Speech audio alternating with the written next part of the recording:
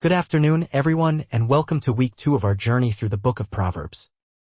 Last week, we explored Proverbs in the context of wisdom literature across the ancient Near East. Today, we shift focus from the cultural background to the text itself, its authorship, how it came together, and how it's organized into meaningful literary sections. Understanding the structure of Proverbs is crucial. It helps us read it with greater precision and prevents us from treating it as merely a random collection of wise sayings. Proverbs, as we'll see, is highly crafted literature. Let's begin with the question of authorship and canonization. Many people associate Proverbs almost exclusively with Solomon. And indeed, the book begins with the words, "The Proverbs of Solomon son of David, king of Israel." Proverbs 1 verse 1. However, as we look deeper, we discover that Proverbs is a compilation of several collections shaped over time. Solomon is traditionally considered the primary author. According to 1 Kings 4 verse 32, Solomon spoke 3,000 proverbs, though not all are preserved here. Yet, other sections clearly cite additional contributors. The words of the wise appear in Proverbs 22 verse 17 and 2400 hours 23.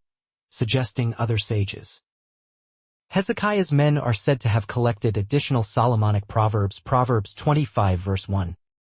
Proverbs 30 is attributed to Agag son of Jacob, and Proverbs 31 to King Lemuel, who relays wisdom taught to him by his mother.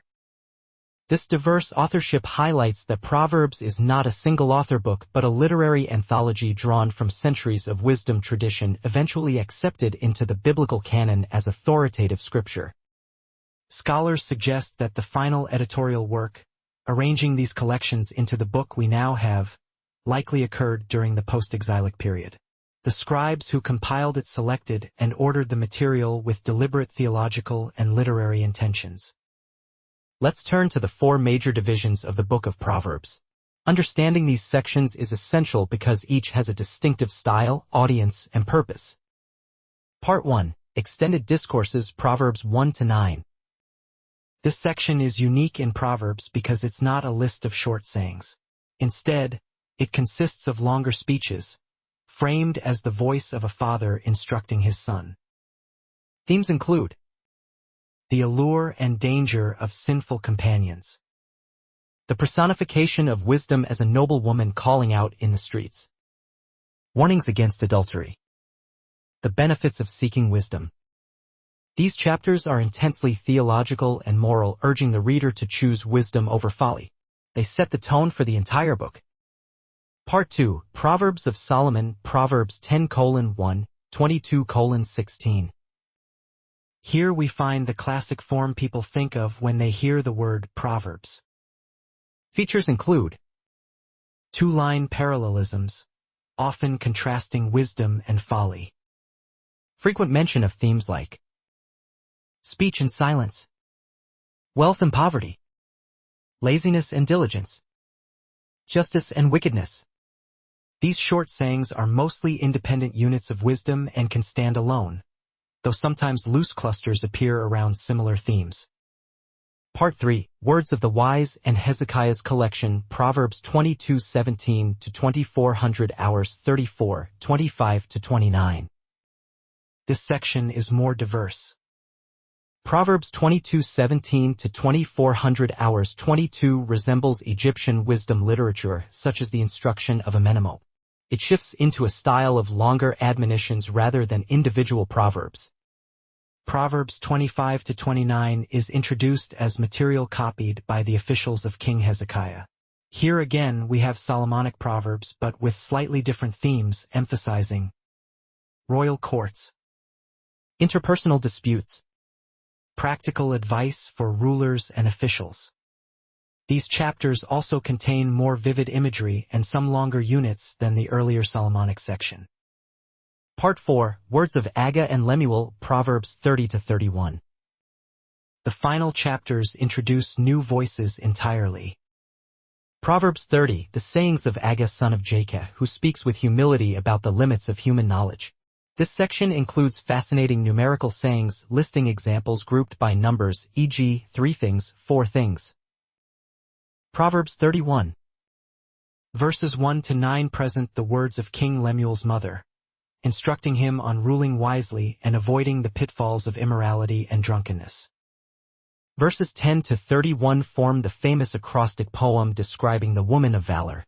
It's not merely a domestic portrait but a celebration of wisdom embodied in practical life. Now, let's examine the literary techniques that make Proverbs both beautiful and memorable. The hallmark of Hebrew poetry is parallelism, where two or more lines relate to each other in thought. Synonymous parallelism repeats the same idea. A wise son makes a glad father, but a foolish son is a sorrow to his mother. Proverbs 10 verse 1. Antithetic parallelism contrasts two ideas. Hatred stirs up strife, but love covers all offenses. Proverbs 10 verse 12. Synthetic parallelism adds further development to the first line. Writers sometimes use inclusio, bracketing a section with similar words or themes. For example, Proverbs 1 verse 7 and 9:10 both highlight the fear of the Lord, framing the entire first section as a theological envelope. Proverbs also uses chiasm, which is an inverted structure like ABBA, to highlight key ideas. It's subtle but creates balance and emphasis in the text. Numerical sayings. We see lists introduced with phrases like, "There are 3 things that are too amazing for me, for that I do not understand." Proverbs 30 verse 18. Such lists are a poetic device that builds rhythm and anticipation, allowing the writer to illustrate wisdom through vivid examples. In summary, Proverbs is not a random assortment of wise sayings. It's a carefully arranged anthology spanning centuries of Israel's wisdom tradition. Its literary artistry, parallelism, inclusio, chiasm, and numerical sayings adds depth, beauty, and memorability. This week, I encourage you to read the introductory sections of major commentaries, for example, Bruce Waltke's Proverbs in the Nicket series or Michael Fox's Anchor Bible commentary. Notice how scholars divide the book, and look for poetic patterns as you read. Next week, we'll explore the theology of Proverbs, the heartbeat behind all this wisdom. Thank you for your attention, and I look forward to you next time.